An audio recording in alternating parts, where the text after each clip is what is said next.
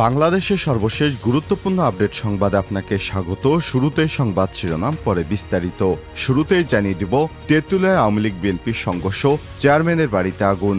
পঞ্চগড়ের তেঁতুলিয়া উপজেলা বাংলাবান্ধা ইউনিয়নের সিপাইপাড়া বাজারে আওয়ামী লীগ এবং বিএনপি সমর্থকদের মধ্যে ব্যাপক সংঘর্ষের ঘটনা ঘটেছে। এতে দুই পক্ষের অন্তত 14 জন আহত হয়েছে। এরপর জানিয়ে দিব, যে কোনো মূল্যে সতর্ক থাকার আহ্বান সার্জিসের।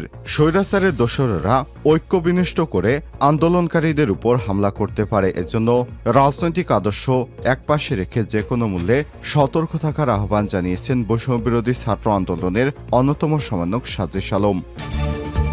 এবারে জানাবো, শাহরিয়ার কবির গ্রেপ্তার। রাজধানীর বনানীর বাসা থেকে ৭১-এর ঘাতক দালাল নির্মূল কমিটির উপদেষ্টা মণ্ডলীর সভাপতি শাহরিয়ার কবিরকে গ্রেপ্তার করেছে গোয়েন্দা পুলিশ। সোমবার ১৬ সেপ্টেম্বর রাত ২টার দিকে রাজধানীর বনানীর বাসা থেকে তাকে গ্রেপ্তার করা হয়। এবারে জানাবো, ডিএমপিতে প্রায় ২৫০ হত্যা মামলা, বাদী চেনে না আসামিকে, আসামিও চেনে না বাদীকে।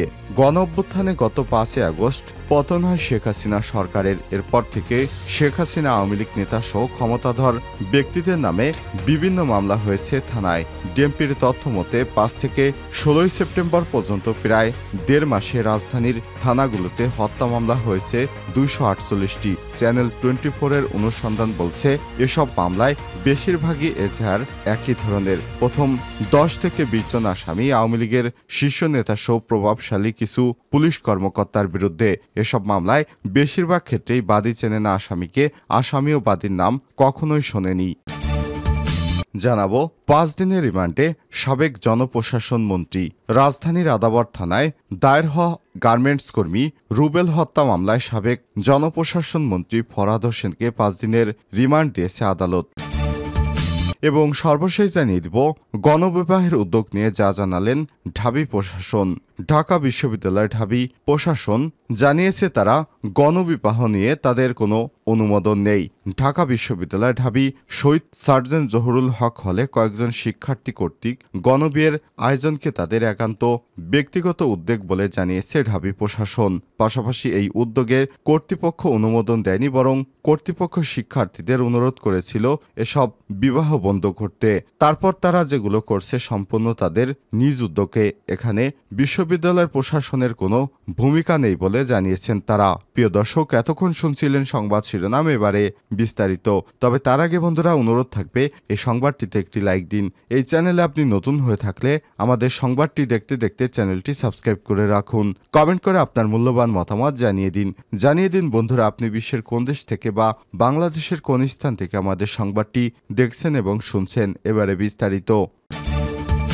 তেঁতুলিয়ায় আওয়ামী লীগ বিএনপি সংঘর্ষ, চেয়ারম্যানের বাড়িতে আগুন। পঞ্চগড়ের তেঁতুলিয়া উপজেলায় বাংলাবান্ধা ইউনিয়নের সিপাইপাড়া বাজারে আওয়ামী লীগ এবং বিএনপির সমর্থকদের মধ্যে ব্যাপক সংঘর্ষের ঘটনা ঘটে। এতে দুই পক্ষের 14 জন আহত হয়েছে। সোমবার ১৬ সেপ্টেম্বর সকাল থেকে বিকেল পর্যন্ত সিপাইপাড়া বাজারে ইউনিয়ন পরিষদের সামনে এই ঘটনা ঘটে। আহতদের উদ্ধার করে উপজেলা স্বাস্থ্য কমপ্লেক্সে ভর্তি করা হয়। আহতরা হলেন বাংলাবান্ধা ইউনিয়নের সোরাব আলী ৩৬, হিমেল ৪৯, আরিফ হোসেন, জাফর আলী, আয়ুব আলী, তিরনহাইট ইউনিয়নের আশিকুর রহমান, আজিজুল হক, চিলমারি এলাকার ফরিদুল ইসলাম। আহত অন্যান্য ব্যক্তিদের প্রাথমিক চিকিৎসা দিয়ে বাড়ি ফিরেছেন। স্থানীয়দের অভিযোগ, সোমবার দুপুরে স্থানীয় এক বিএনপির সমর্থক হোটেল ব্যবসায়ীদের দোকানে হামলা এবং ভাঙচুর চালায় উপজেলা আওয়ামী লীগের সাংগঠনিক সম্পাদক এবং ইউপি চেয়ারম্যান কুদরতি খোদা মিলনের সমর্থকেরা। এ সময় বিএনপির সমর্থকেরা এগিয়ে গেলে দুই পক্ষের মধ্যে সংঘর্ষের ঘটনা ঘটে। এতে উভয় পক্ষের প্রায় 14 জন আহত হয়েছে। এক পর্যায়ে বিক্ষুব্ধ আন্দোলনকারীরা ক্ষিপ্ত হয়ে চেয়ারম্যানের বাড়িতে আগুন লাগিয়ে দেয়। আটককৃতরা হলেন তিরনহাট ইউনিয়নের বাসিন্দা আহসান হাবিব, জিয়াউল আনসার, আনিসুর রহমান, ইউসুফ পাভেল, বাংলাবান্ধা ইউনিয়নের রুস্তম মাহমুদ এবং আব্দুর রহমান। যে কোনো মূল্যে সতর্ক থাকার আহ্বান সাজিশ আলমের। স্বৈরাচারের দোসরেরা ঐক্য বিনষ্ট করে আন্দোলনকারীদের উপর হামলা করতে পারে। এজন্য রাজনৈতিক মতাদর্শ একপাশে রেখে যে কোনো মূল্যে সতর্ক থাকার আহ্বান জানিয়েছে বৈষম্যবিরোধী ছাত্র আন্দোলনের অন্যতম সমন্বয়ক সাজিশ আলম। সোমবার 16 সেপ্টেম্বর বিকেলে রংপুর পাবলিক লাইব্রেরি মাঠে বৈষম্যবিরোধী ছাত্র আন্দোলনের আয়োজনে গণ অভ্যুত্থানে প্রেরণকারী শহীদ পরিবারের সঙ্গে সাক্ষাৎ এবং দুর্নীতি, চাঁদাবাজ ও সন্ত্রাসের বিরুদ্ধে ছাত্র নাগরিক মতবিনিময় সভায় প্রধান অতিথির বক্তৃতায় তিনি এসব কথা বলেন। সাজিশ আলম বলেন, এই অভ্যুত্থান একক কোনো বিশ্ববিদ্যালয়ের আন্দোলনের ফসল নয়, সম্মিলিত আন্দোলনের ফসল হিসেবে আনা এ বিজয়ের স্পিরিট ধরে রাখতে হবে। বাংলাদেশে সুষ্ঠু নির্বাচনের মাধ্যমে জনগণের সরকার প্রতিষ্ঠার আগ পর্যন্ত সব রাজনৈতিক দলকে ঐক্যবদ্ধ থাকতে হবে। বিভাজন সৃষ্টি করলে সব স্পিরিট ধুলোয় মিশে যাবে। এর আগে দুপুর থেকে বিভিন্ন বিদ্যালয় থেকে হাজারো শিক্ষার্থী আসে পাবলিক লাইব্রেরি মাঠে। কানায় কানায় পূর্ণ হয় পুরো মাঠ। সকাল 11টার দিকে বৈষম্যবিরোধী ছাত্ররা রংপুর শিল্পকলা একাডেমিতে শহীদ পরিবার এবং আহতদের পরিবারের সঙ্গে মতবিনিময় সভা করে সার্জিস। এ সময় তিনি বলেন, আমরা কোনো অথরিটি না, আমরা একটা প্রেশার গ্রুপ। এই প্রেশার গ্রুপটি যদি কোনো কাজ করতে চায় অবশ্যই আইনগত প্রক্রিয়ায় করতে হবে। আমরা যেন আবারও ক্ষমতার অপব্যবহার করে কোনো কিছু করতে বাধ্য না করি, এটি আমাদের মাথায় রাখতে হবে। আইনগত প্রক্রিয়াটি বেছে নেই, তাহলে দেশ স্থিতিশীলতার দিকে এগিয়ে যাবে। এ সময় তিনি বলেন, দেশের সিস্টেমের ভিতরে যে ক্যান্সার তৈরি হয়েছে তা দ্রুত সম্ভব তা নির্মূল করে জনগণের ভোটের মাধ্যমে একটি জনগণের নির্বাচিত সরকারে যেতে হবে। এজন্য ধৈর্য ধরে অন্তর্বর্তীকালীন সরকারকে সহযোগিতা করতে হবে এবং রাজনৈতিক আদর্শ দালালি এবং মুখোমুখি হওয়ার ট্র্যাডিশন থেকে বিরত থেকে কিছু সময়ের জন্য ঐক্যবদ্ধ থাকতে হবে। শাহরিয়ার কবির গ্রেপ্তার। রাজধানীর বনানী থেকে ৭১-এর ঘাতক দালাল নির্মূল কমিটির উপদেষ্টা মণ্ডলীর সভাপতি শাহরিয়ার কবিরকে গ্রেপ্তার করেছে গোয়েন্দা পুলিশ। সোমবার 16 সেপ্টেম্বর রাতে রাজধানীর বনানীর বাসা থেকে তাকে গ্রেপ্তার করা হয়। তথ্যটি কালবেলাকে নিশ্চিত করেছেন বনানী থানার ওসি রাসেল সারোয়ার। শাহরিয়ার কবিরকে মঙ্গলবার 17 সেপ্টেম্বর আদালতে সোপর্দ করা হবে বলে জানান তিনি। এ সময় তিনি বলেন, শাহরিয়ার কবিরকে আটক করেছে ডিবি পুলিশ। আটকের সময় ডিবি পুলিশের সঙ্গে তেজগাঁও থানার ওসিও ছিলেন। যেহেতু আমার থানা এলাকায় থেকে আটক হয়েছে তাই বিষয়টি আমার নলেজে রাখতে বলেছেন। শাহরিয়ার কবির এখন কাদের হেফাজতে জানতে চাইলে ওসি রাসেল বলেন, তাকে ডিবি পুলিশ নিয়ে গেছে, তাদের হেফাজতেই রয়েছে।